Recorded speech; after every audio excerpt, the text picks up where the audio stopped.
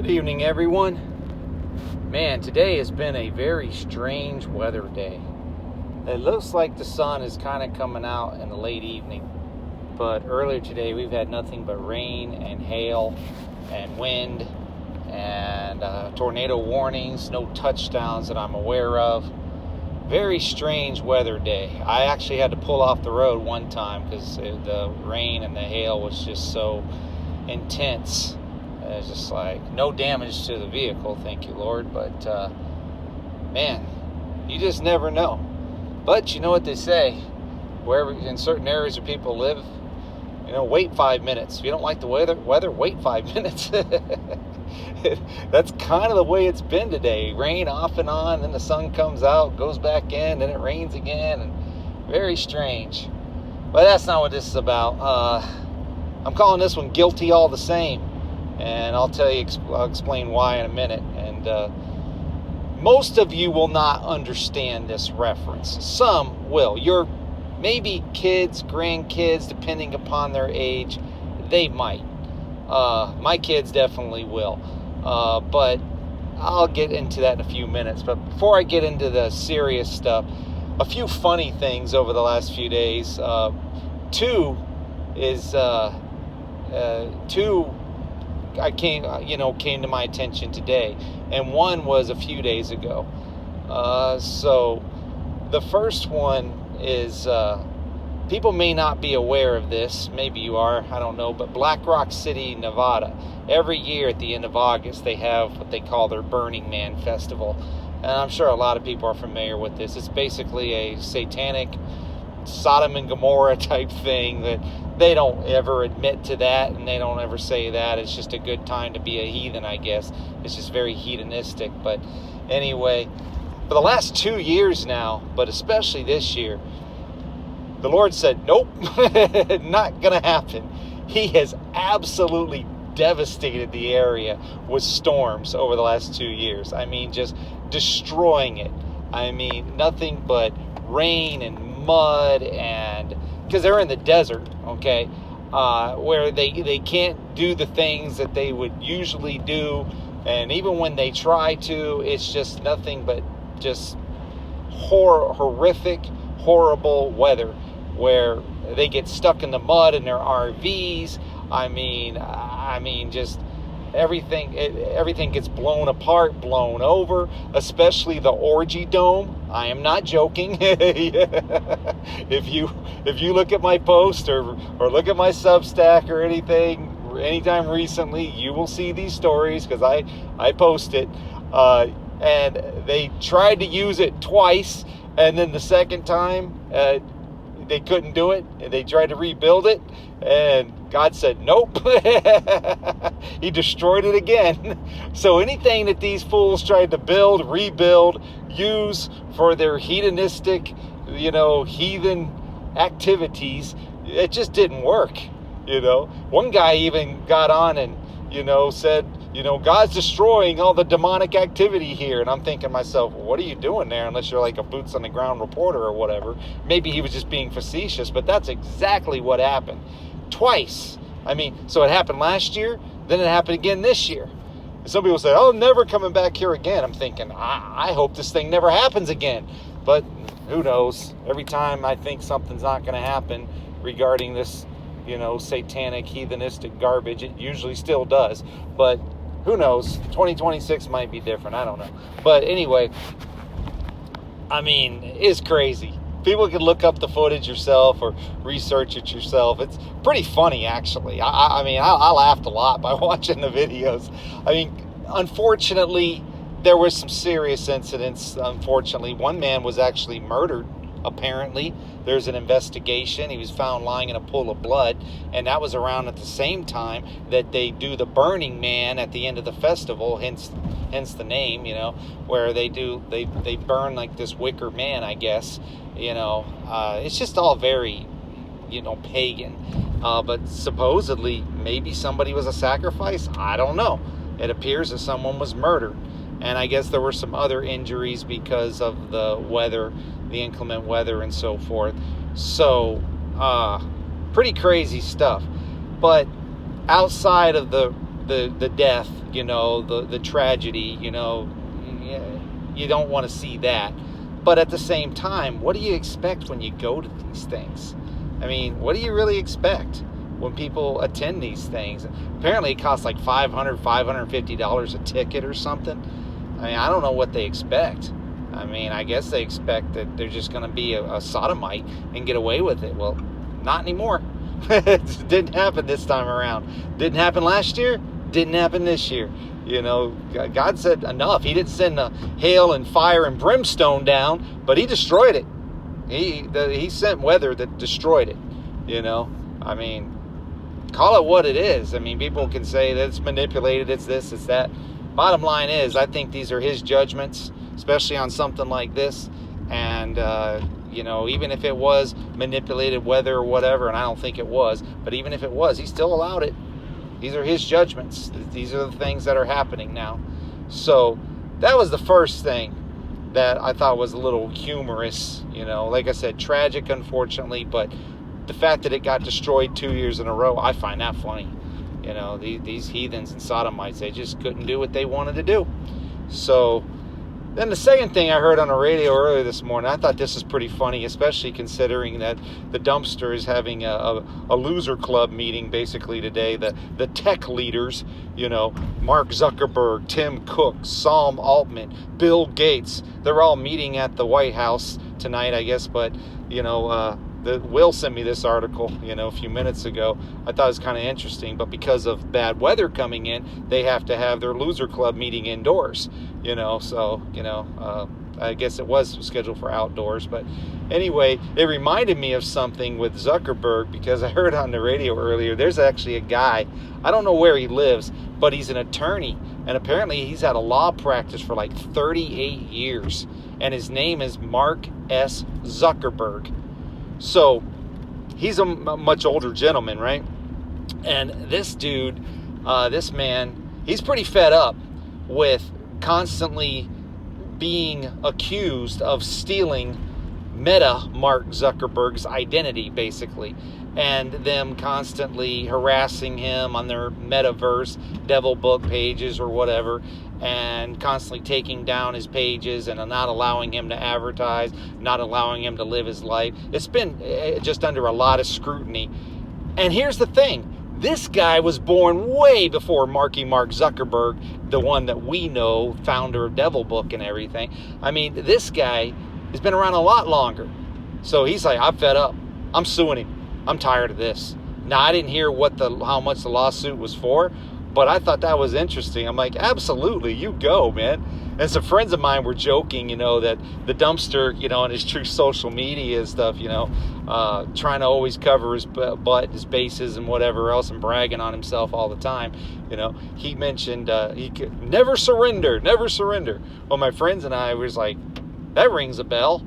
And it's like, never surrender. Oh, yeah, the Corey Hart song, Never Surrender. If people are familiar with that from like the 80s or whatever.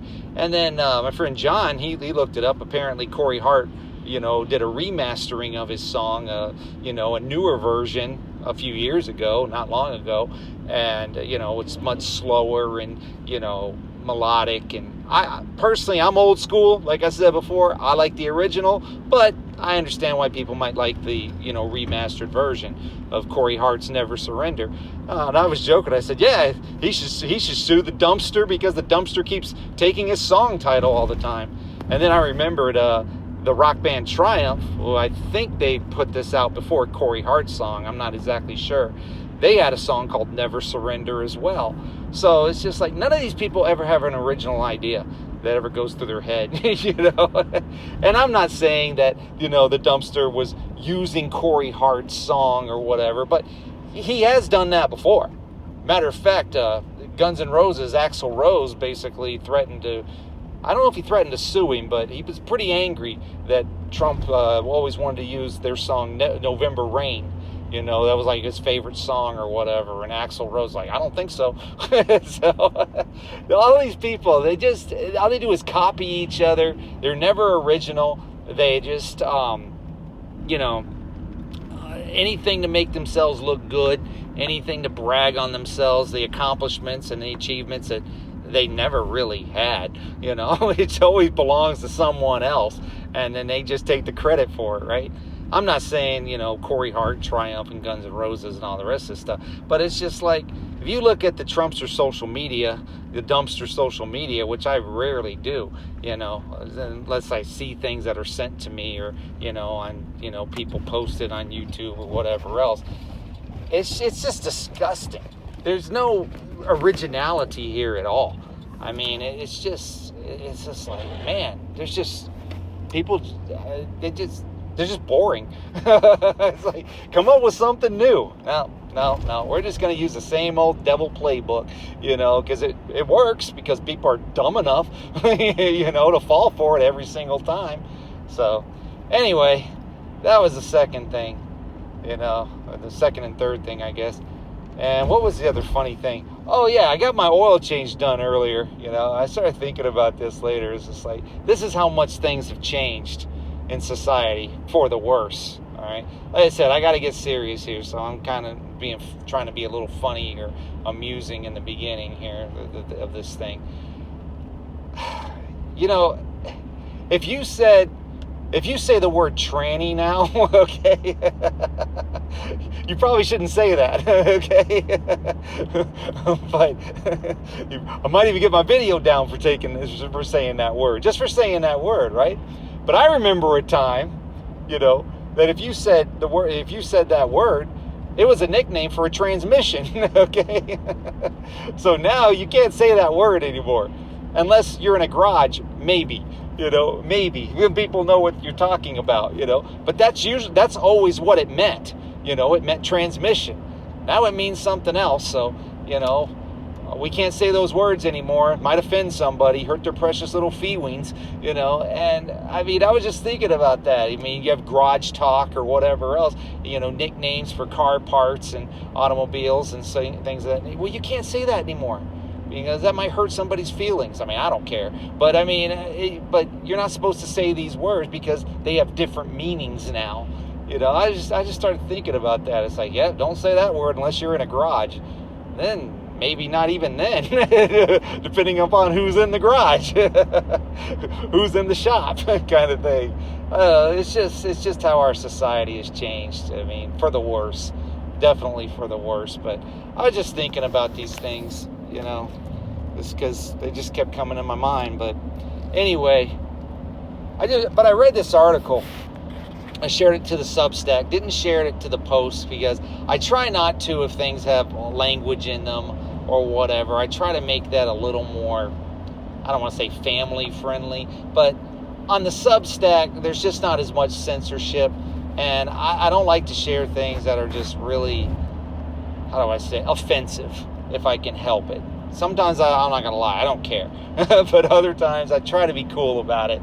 And the article is really good, but then at the end, people just can't help themselves but to throw in their colorful metaphors and colorful adjectives and so forth. They just can't help themselves. I'm like, all right, well, I'm just going to share it to the Substack. People that are subscribed to the free Substack, or they go to the Substack, they'll be able to see the article there if they want. But it's very interesting because and it's like I shared this song from these people that was put out like a month ago. My friend Randy sent it to me. It's pretty hilarious, talking about how this isn't going to go away. Kind of like this song, this kind of, down home country hillbilly type song, maybe done in Alabama or Kentucky or West Virginia or someplace like that. Not making fun of those places, but I don't know where else this thing would have been recorded. Maybe Tennessee. I have no idea. But, a bunch of folks just basically sitting around on a porch, playing the banjo and other instruments, singing this song about this isn't going away.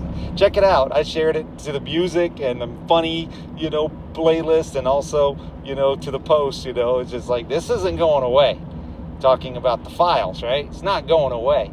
Well, in this article, it talked a lot about that. And as I'm reading this article, I started thinking about this song from years ago. Most people wouldn't be familiar with this at all, but this is this kind of type of music I listen to. My son, maybe my daughter, even a little bit. It was a long time ago, several years back. This song from Linkin Park called "Guilty All the Same." And I don't expect people to listen to it because, like I said, it's a pretty hard rocking song. They probably wouldn't like the music, whatever. I get it, all right? Not everybody's taste. I get it. But the lyrics are very interesting. And when I looked up what this song's really about, at the time when they wrote the song, they said it was about the record company, basically, that was hosing them over, promising them this, promising them then that, and it never coming to fruition. Sound familiar, right? People making all kinds of promises that never come to pass, so they wrote this song called Guilty All the Same. And part of the lyrics is very interesting. When a song starts out at the very beginning, it says, tell us all again to do what you say, tell us all again because there's no other way. Tell us all again because we cannot be saved. That's part of the lyric in the beginning. And then when it gets to the chorus, like I said, when they wrote it, it was about, this recording company, this record company, I guess, that was hosing them over. But it could be used for a lot of things. Let's check this out. And when it gets to the lyric, it says, or the chorus, it goes, you're guilty all the same, too sick to be ashamed. You want to point your finger, but there's no one else to blame. You're guilty all the same. And it's just, man, there's a lot of truth in that. I'm going to say it again. Because think about this. Because with what happened yesterday, with all the victims being behind the microphone with the press conference or whatever, and then the article I read today, it's like they are doing everything they can to silence these women. They don't want this discharge petition, that's what it's called, to go through. It needs 2 signatures. And Mike Johnson is doing everything he can, the House Speaker, to prevent the rest of these files from being released, for allowing these victims to they're seeking justice or to get any kind of justice at all. They are doing everything they can. And Mike Johnson claims to be a Christian. Yeah, right. Anyway, they're doing everything they can to prevent this from happening. To silence this, to try to make it go away, to never allowing these women to be able to get any justice at all. And it's just not working because too many people have woken up to this now. It's not going away. It's sticking to the dumpster like glue. He can't get rid of it. Well, why? Because you're guilty all the same. Too sick to be ashamed. You want to point your finger. You point your finger at everybody else, calling it a hoax, saying it's not real, saying it's, a lie. These women are being misled. They're all liars. They all are, mentally disturbed, mentally ill, whatever they want to say, blaming them for, it's all a fabrication, blame the victim, blame the victim, blame the victim. So you're guilty all the same, too sick to be ashamed. You want to point your finger, but there's no one left to blame or no one else to blame. Because, when you point your finger, when people point their finger at somebody, I heard this a long time ago, and I think there's some truth to it. People point their finger at a person, well, then there's 3 of them pointing right back at you. So they want to blame the victim. That's all this is blaming the victim, And, I'm wondering, like I said yesterday, I'm wondering if this is it. Is this the thing that, it's just sticking him like glue? He can't get rid of it. He cannot get rid of it. There's so much evidence out there. There's so much left to probably be told, to be honest with you. And, he can't get rid of it. So no matter how many things they do, how many wars we start, how many people we anger, as a nation, how many fingers we point, how many countries we poke in the eye, it doesn't matter. This does not go away.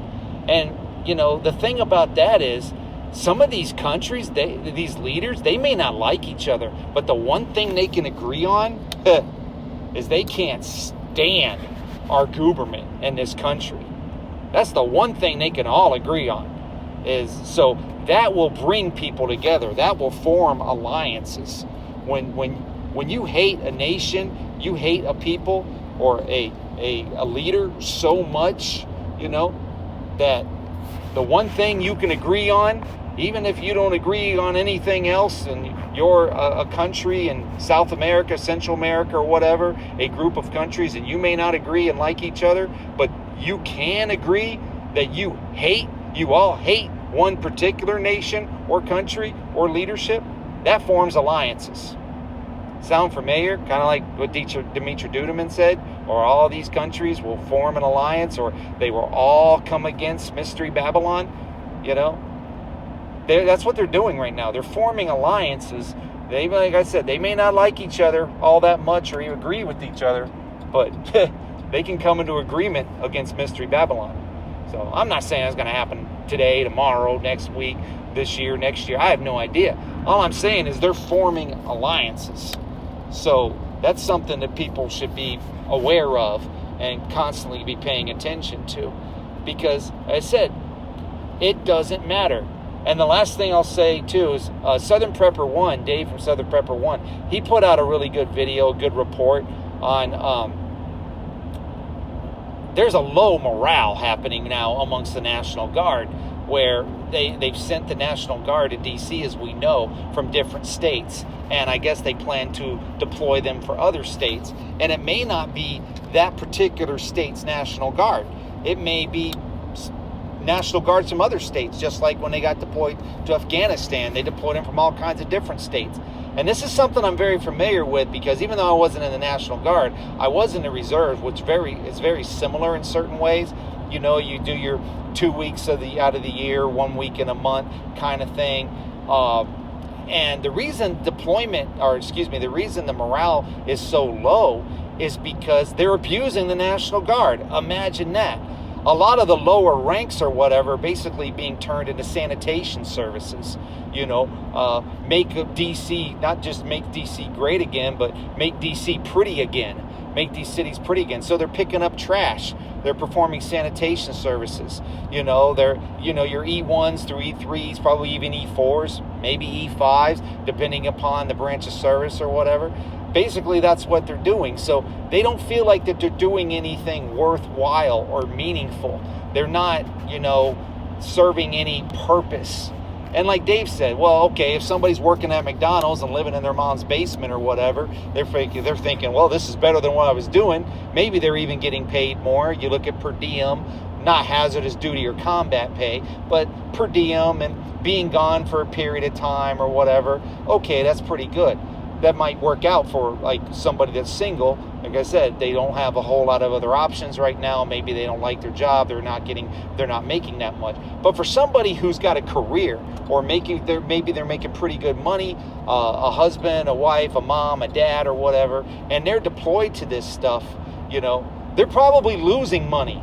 Because I remember at times, like my weekend a month or whatever, even my 2 weeks out of the year, I might break even, depending upon the job I was doing and what I was doing in the civilian world or whatever, because your employers have to give you the time off. Okay, that's the law. They have to give you the time off to serve, whether it's your 1 week in a month or 2 weeks out of the year. But they don't have to pay you. They don't have to pay you. So you're basically getting paid through the military. And that could be a whole lot less money, or probably is, than what, depending upon people's rank, than what they're making when, they're just doing their regular job. So you wind up losing money or maybe breaking even and being treated like a indentured servant, not really serving any kind of purpose. And I remember feeling that way at times before I made rank. Now, once I got up to E5, Petty Officer Second Class in the Reserve, that was a little better for me. I got more of a desk job, and I didn't have to do the things that the E1 through E4s did. I could get my own room kind of thing. I mean, their membership has its privileges, just like rank has its privileges, But you had to work your way up to it, and you had to get promoted to get up to that point where, you weren't treated like an indentured servant, I mean, where you can kind of give the orders and, instead of having to follow the orders all the time. But for these young people or people with a lower rank, maybe they're not that young, or maybe they just joined the National Guard or whatever later on in life to try to make a little extra money. Maybe they wanted to go to school, get money for college, whatever else. And then you wind up, getting deployed for weeks or months at a time to try to basically clean up a city. See, it's the Marines that would really do the job as far as, martial law Matt Dillon, okay? Marshal Dillon law or whatever, they're the ones that would really, be doing that for the National Guard. Maybe to a certain extent, but it would probably be the Army and the regular Army and Marines. National Guard, from what Dave was saying, and I'm not surprised by this at all, the morale is very, very low because they're being treated like indentured servants. Sanitation workers, cleaning up the parks, making the city look pretty, making it look beautiful, or whatever else. They're like, man, this sucks. Send me back to my regular job. I mean, unless, like I said, they're making less money doing whatever else they were doing, and maybe that job was worse. But I know I'd be pretty upset. I'd be pretty angry. I'd be pretty mad. Now, depending upon your MOS, your military occupational specialty, you might be able to do a few things that other, people wouldn't. But your regular National Guardsmen or whatever the case may be, and they don't have a specific skill set, you always have to have a skill set in the military. You always go through an A school or whatever, advanced school, C school in the Navy. I don't know what they call them elsewhere, in the other branches. But anyway, so that way you get to work in your skill set, that makes things a lot easier for you. That made my life a whole lot easier because I was a hospital corpsman and a Master at Arms. So hospital corpsman active, Master at Arms reserve. So I was able to use both, when I was, in the reserve. If they needed a corpsman somewhere, okay, well, I could fit that billet. If they needed Master at Arms, I could do that too. But other people, they may not have those kind of qualifications or skill sets. So, guess what? You're picking up trash. You're taking care of the porta potties. You're cleaning the commodes. I don't know what to tell you. That's what they do. That's how they abuse the military when they deploy them, to cities. So don't be fooled by what you see and hear or whatever. Morale is very low. People want to go home. They don't want to do this. And now they just want to deploy more and more troops to the cities, different areas. Of course, Chicago, Baltimore. I've even heard Memphis, other places. And, it's a show. It's a smoke screen, like I said before. They're really not accomplishing much.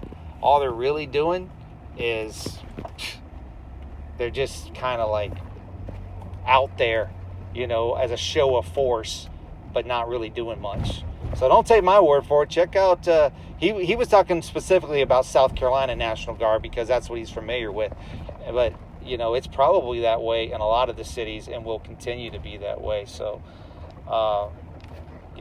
just keep that in mind, when you hear these reports or whatever. And if you know people in the military or you have family members or whatever, ask them. They'll tell you.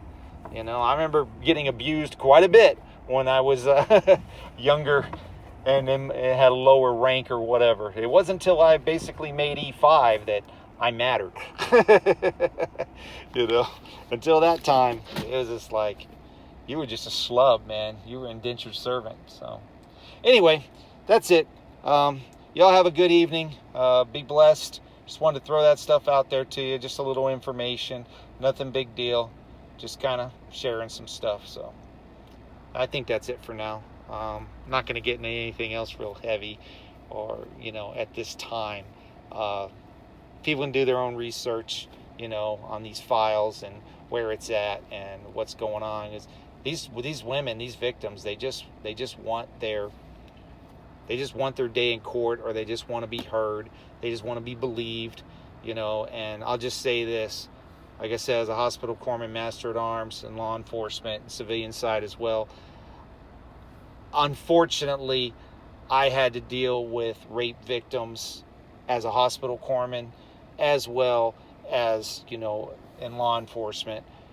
And it's horrific. I don't know how else to explain it. It's absolutely horrific.